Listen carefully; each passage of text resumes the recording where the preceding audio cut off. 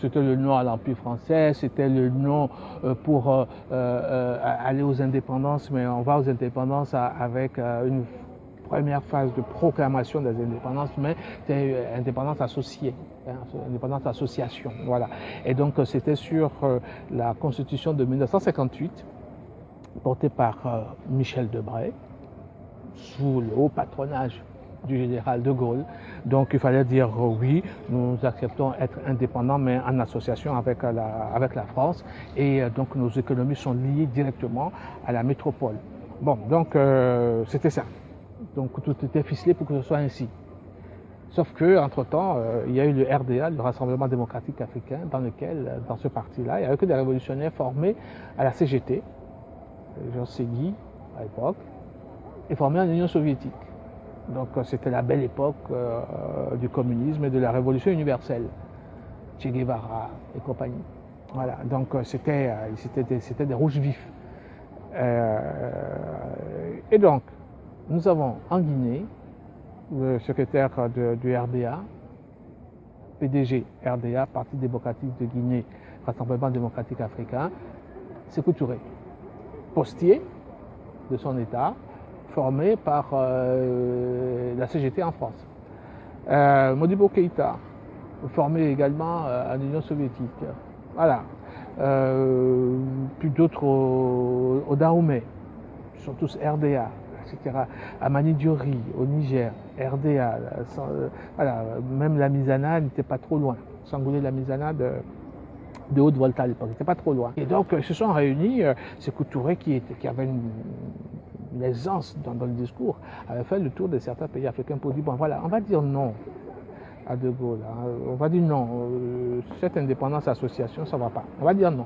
Et puis, il fait le tour, ils sont tous partis pour le non, mais derrière lui, Michel Debré et Sékou Touré et De Gaulle sont passés pour dire, si vous vous dites non, regardez ce que vous perdez. Vous perdez si, ça. Alors les petits États, les autres petits États, Dahomey, Haute-Volta, Niger, ils ont décidé de dire oui. Sékou Touré est parti, je vous fais des raccourcis, hein, parce que c'est l'histoire dans l'histoire. Sékou Touré part un vendredi par exemple pour Conakry, et il fallait voter dimanche. Mais entre-temps, tout le monde était convenu qu'il faut dire oui. Personne ne lui a envoyé un télégraphe, rien du tout. On l'a informé de rien, qu'entre-temps, les choses ont changé. Et voilà, De Gaulle qui arrive par chez lui et lui dit non. Avec ce qu'on connaît, je préfère la souffrance dans la dignité que l'opulence dans l'esclavage. Il sort ça au général de Gaulle, qui a reçu une gifle, qui n'a rien compris à son histoire, mais se retourne et dit, qu'est-ce qui se passe? Oui, il se passe qu'entre-temps, le télégraphe n'a pas fonctionné et que personne n'a dit à Sékou Touré que l'histoire avait changé en 48 heures et qu'il fallait qu'il dise oui. Donc lui, il a les billes en tête, il a chargé. Comme un buffle, il a chargé le général qui en est choqué, hein, il était KO debout. Et puis après, parfois, Sékou Touré se retourne vers les siens, même Modibo Keïta, qui était son ami très proche, n'avait pas dit non. Il a dit oui, lui.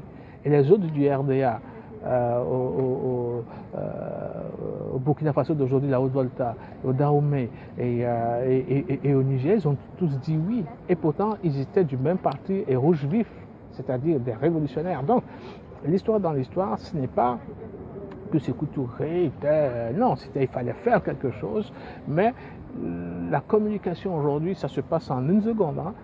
Mais imaginez-vous en 1958, quand on débranche les fils, parce que imaginez-vous aussi que pour communiquer entre pays africains, ça passe par Paris, puis ça redescend, il suffit qu'ils coupent ici. Il suffit qu'ils coupent en France, on débranche deux choses et puis rien ne passe, donc il faut faire... le tam-tam, il faut informer par le tam-tam, non, ça ne marche pas.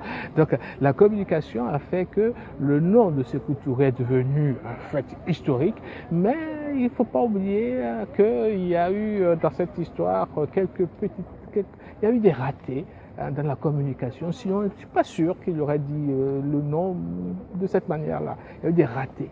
Voilà. Et puis aujourd'hui, c'est devenu la grosse histoire, mais c'est une histoire, c'est une anecdote, mais une histoire dans l'histoire pour montrer que l'Union africaine à l'époque pouvait se faire, mais les réseaux de communication n'ont pas fonctionné. On n'avait pas Internet,